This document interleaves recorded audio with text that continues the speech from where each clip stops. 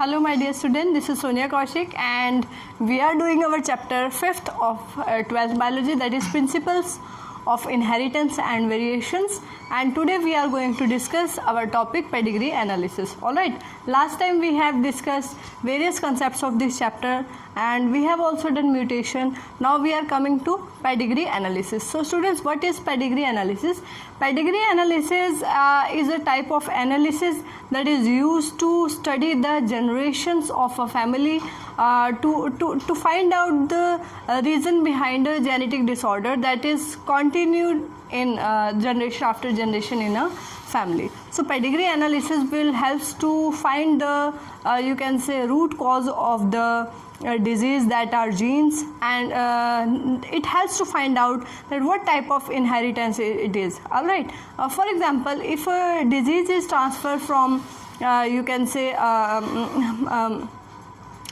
female to a grandson or a male to a granddaughter, that type of inheritance is called crisscross inheritance.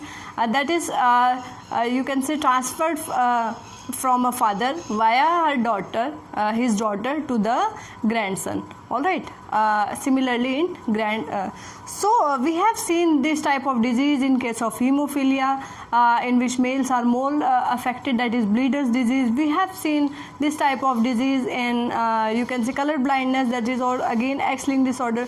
So we will discuss different type of genetic disorder: autosomal dominant, autosomal recessive, X-linked dominant, X-linked recessive. Alright, chromosomal based disorder we will do. So because we all know students, as this is, it helps to study,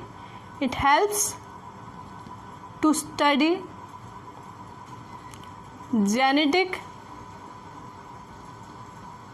disorders, it helps to study genetic disorders in family. ठीक है, in family, and with the help of pedigree chart. Pedigree chart is prepared and we can find out what type of disease that is transferred from generation to generation. All right, so it will also helps to show, it shows effect of recessive genes when they are present in homogeneous condition. They can cause disease in that homogeneous condition. Alright, so different type of disease can be studied with the help of, because we all know chromosomes are the basis of inheritance. All right, chromosomes are the basis of inheritance, क्योंकि chromosome ही एक generation से दूसरी generation में transfer हो रहे हैं from parents to offspring. So that's why these chromosomes are responsible for inheritance. Now we all know these chromosomes may be autosomes, they may be sex chromosome,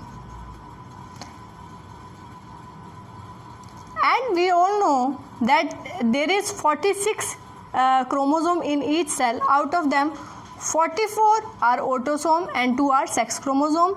These are XX in case of female, XY in case of male, in case of male, in case of female.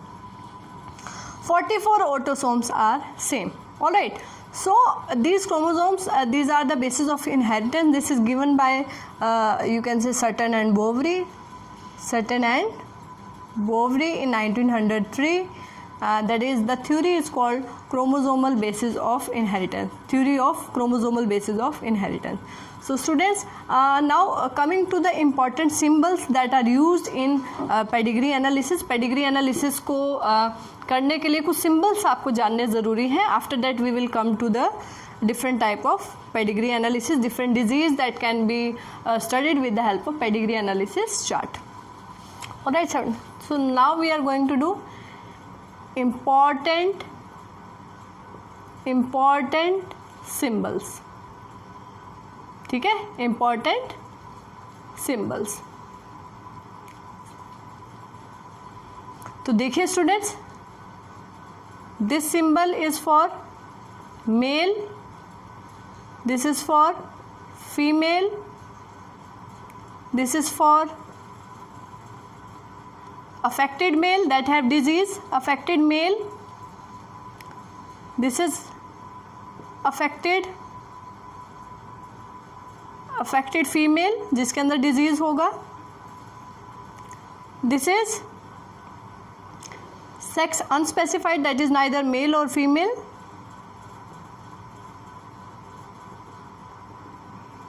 if it is in disease condition it can be represented, this is diseased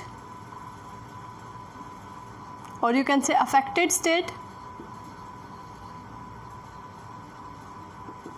Alright, so if we show this type of symbol, this is a symbol of mating between male and female. If we talk about two lines between male and female, this is mating between close relatives, mating between close relatives, and that type of mating is called, that type of mating, very very important, it is called consanguineous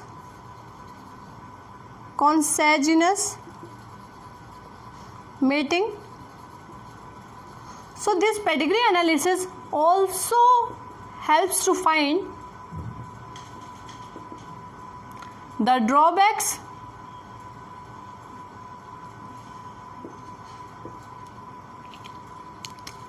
of mating between close relatives.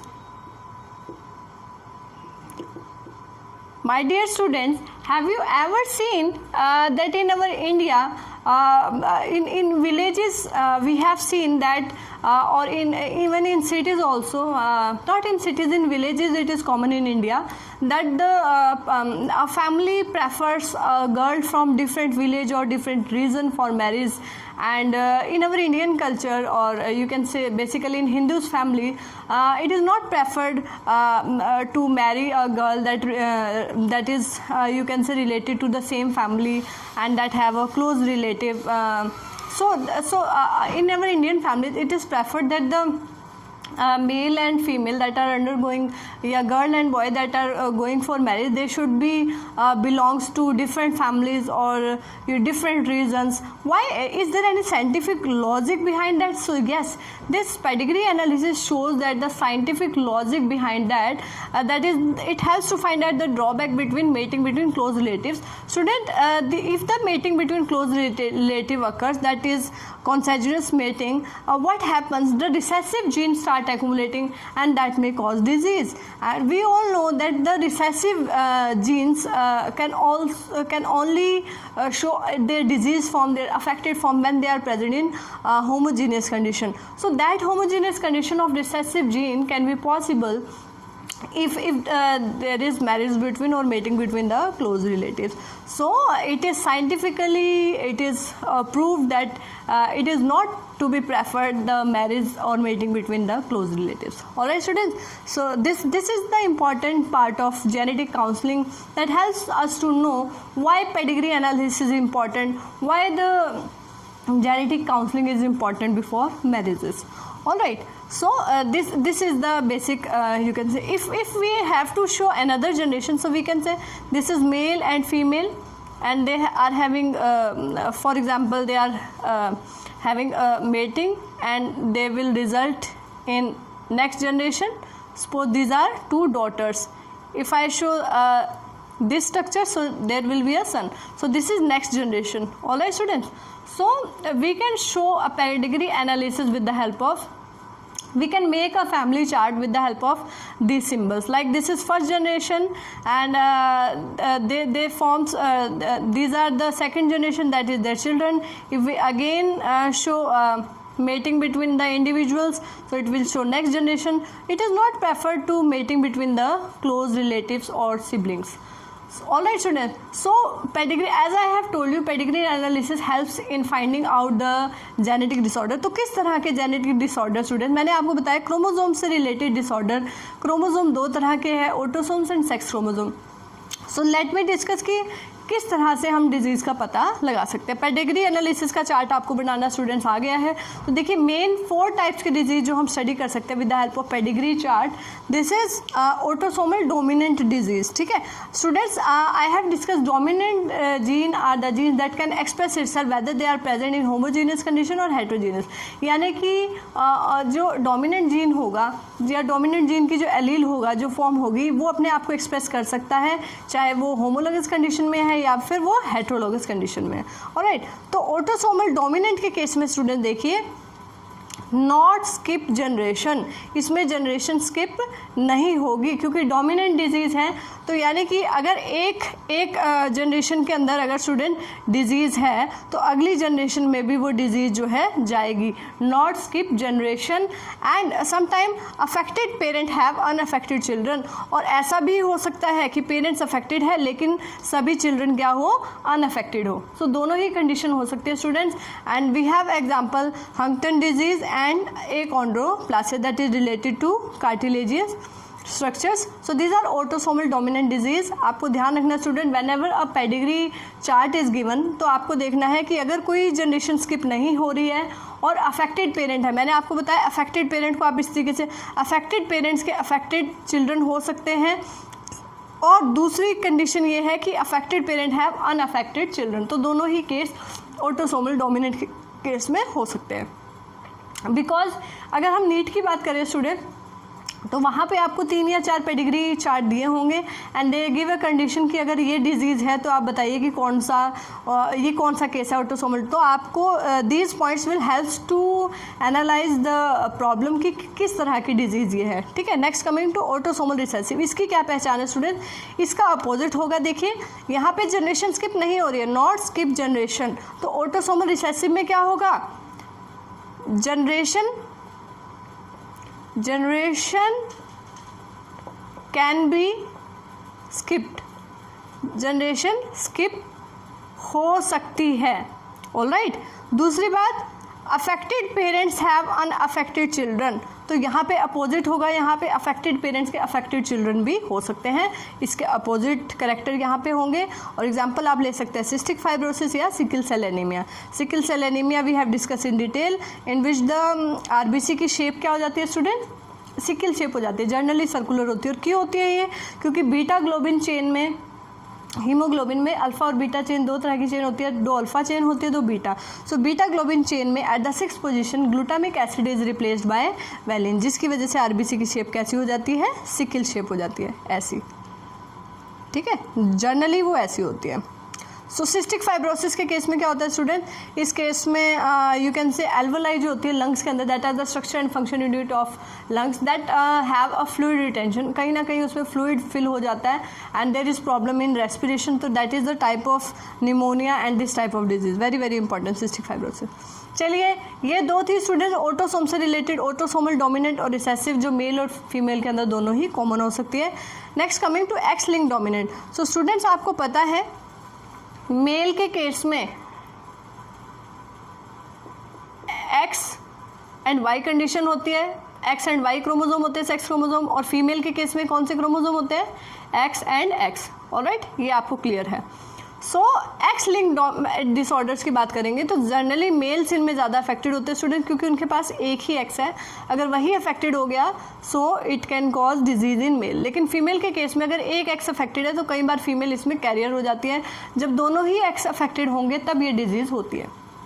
चलिए देखते हैं, अब x link disorder भी 2 तरह के हो सकते हैं स्टूडेंट, दैट में बी डोमिनेंट, दैट में बी रिसेसिव। तो डोमिनेंट के केस में बात करें student, disease never transfer from father to son. देखिए सपोज दिस इज फादर, ये फादर है, अभी फादर को डिजीज़ है तो फादर से सन को डिजीज़ नहीं होगा, फादर से सन को डिजीज़ नहीं होगा, फादर से डॉटर में होगा। ठीक है, yes this condition is right, very very important. अगर फादर को डिजीज़ है तो यहाँ पे डॉटर को डिजीज़ हो सकती है। ठीक है, यानी कि अगर आपको पता है जब गैमीट्स बनेंगे मेल के अंदर, एक स्पर्म के अंदर एक्स होगा और एक स्पर्म के अंदर वाई होगा, ऐसे ही जो फीमेल के ओवा होंगे स्टूडेंट, उसमें एक में एक्स होगा और एक में दूसरे में भी एक्स होगा। तो अगर ये अफेक्टेड एक्स ये this affected eggs of male you can say cross with this or fuses with this egg, so what will happen, the diseased eggs the affected eggs will come in this female child and the female child will be affected. तो ध्यान रखिएगा, father से सन में disease transfer नहीं हो रही, father से daughter के अंदर ये डिजीज़ जा रही है. And this is case of vitamin B resistant rickets. Rickets students generally vitamin D की कमी से रिकेट्स होती है, तो विटामिन बी भी कहीं ना कहीं एसोसिएटेड है for the absorption of vitamin D and all. Vitamin C, तो कहीं ना कहीं रिकेट्स जो प्रॉब्लम है, bending of bones occurs in you can see growing children, तो उनके अंदर कहीं ना कहीं जो हाइंड लिम्स हैं उनमें बेंडिंग आ जाती है, टांगों की जो बोन्स हैं उनमें थोड़ा सा बेंडिंग जो है देखने को मिलती है. So now coming to X-linked recessive disease. So student X-linked recessive very very important, ये हम डिटेल में भी कर चुके हैं student. Hemophilia we have done colour blindness, ठीक है. Males are more affected. देखिए इसमें क्या होगा, ध्यान से देखेंगे स्टूडेंट्स, ध्यान से देखेंगे. इसमें फीमेल अफेक्टेड थी, इसमें कौन अफेक्टेड थी, फीमेल अफेक्टेड थी, और फीमेल से ये मेल के अंदर ट्रांसफ़र हो सकता है, या कई बार ऐसा भी हो सकता है स्टूडेंट क्रिस क्रॉस इनहेरिटेंस का केस जो मैंने आपको बताया कि अगर फीमेल अफेक्टेड है तो उस फीमेल से ये कहाँ जाएगी, ये डिजीज़ फीमेल से कहाँ जाएगी, मेल के अंदर, और मेल से फिर कहाँ जाएगी, ग्रैंड डॉटर के अंदर, ठीक है. So this type of disease may cause और हाँ ठीक है, ग्रैंड डॉटर के अंदर ये जाएगी. तो इस तरह की डिजीज़ या ग्रैंड सन के अंदर भी ये जा सकती है स्टूडेंट. किसके अंदर जा सकती है, ग्रैंड सन के अंदर, ठीक है. मदर से डॉटर के अंदर जाएगी और डॉटर से फिर कहाँ जाएगी, ग्रैंड सन के अंदर, ठीक है. जैसे हीमोफीलिया के केस में हुआ था कि for example this is queen Victoria, तो क्वीन विक्टोरिया से उसकी डॉटर के अंदर गई और डॉटर से फिर उसके सन के अंदर. तो इस तरह की डिजीज़ को हम क्रिस क्रॉस इनहेरिटेंस बोल सकते हैं स्टूडेंट. क्रिस क्रॉस जो जनरेशन स्किप करके और पेरेंट्स से जो है ग्रैंड डॉटर या सन के अंदर जाए. कलर ब्लाइंडनेस के केस में हीमोफीलिया को ब्लीडर डिजीज़ भी कहते हैं student, in which there is problem in blood clotting. Blood clotting नहीं हो पाती, माइनर कट भी अगर हो जाता है so it will leads to severe bleeding, severe bleeding वहाँ पे हो जाती है. That's why this is called bleeders disease. And males are more affected, क्योंकि एक्स लिंक डिसऑर्डर है, तो एक्स मेल के अंदर अगर एक एक्स है और वही अगर इफेक्टेड है तो ये डिजीज़ होगा स्टूडेंट. और हीमोफीलिया के केस में बेसिकली ब्लड क्लोटिंग फैक्टर जो है वो कहीं ना कहीं इसमें डेफिशिएंट होते हैं. Blood clotting factor 8, 9 and 11 and different type of hemophilia A B, तो डिफरेंट टाइप के हीमोफीलिया उसकी वजह से हो सकते हैं. Next coming to colour blindness, this is also very important disease. It is quite common in case of male as hemophilia. Hemophilia may be in 1 male in out of 1000 male. Okay. So color blindness में क्या है student, this is not fully blind you can say person. इनमें colour blindness होती है, basic colour ये नहीं देख पाते, जैसे red green blue, these are basic colour. So they have problem in differentiating between these basic colours. Like अगर traffic light अगर आपको पता है रेड ऊपर है और ग्रीन नीचे है और जो है ऑरेंज या येलो बीच में है, तो ये थोड़ा सा उनको ध्यान रखना पड़ता है कि अगर ऊपर की लाइट, क्योंकि they can not differentiate between red and green, so they have to learn the things. उनको थोड़ा सा ध्यान रखनी पड़ती है दैट अगर ऊपर की लाइट जो ब्लिंक कर रही है तो वो कौन सी है और नीचे की कौन सी ट्रैफिक लाइट्स वगैरह में, ठीक है. So because they have problem in driving, night और इवनिंग ड्राइविंग में दे हैव प्रॉब्लम, ठीक है. So this type of this disease is called colour blindness. They have normal day light vision but they have problem in dim light vision और night vision. They can not differentiate between the basic colours, you can say. Alright, so what we have done today pedigree analysis. Students, pedigree analysis क्या है कि हम लोग chromosomal based disorders का पता लगा सकते हैं पेडिग्री चार्ट को बना के. पेडिग्री चार्ट के लिए कुछ सिंबल्स यूज़ होते हैं that you have to recognise, जो आपको थोड़ा सा ध्यान रखने हैं. डिजीज़ कंडीशन कौन सी अफेक्टेड कौन सी है एंड किन डिजीज़ को हम इससे कर सकते हैं. And this shows that how what are the drawbacks of mating between close relative, why genetic counseling is important these days. All right, because if both having both male and female that are going for marriage, if both have the you can say recessive genes, so if they go for marriage and they have children, so what their children may be affected. So that type of genetic disorders that can be prevented by preventing these type of marriage between close relatives. and if there is a affected, for example, if there is a diabetes in a newly born children, newly born infant, there is a diabetes is diagnosed, so we can go for pedigree analysis कि पहले उनकी family में किसको ये problem है, ठीक है. तो इस तरीके से हम पता लगा सकते हैं कि the disease is genetic disorder है या इसी जनरेशन में डिसऑर्डर जो है आया है. So this pedigree analysis is very very important students.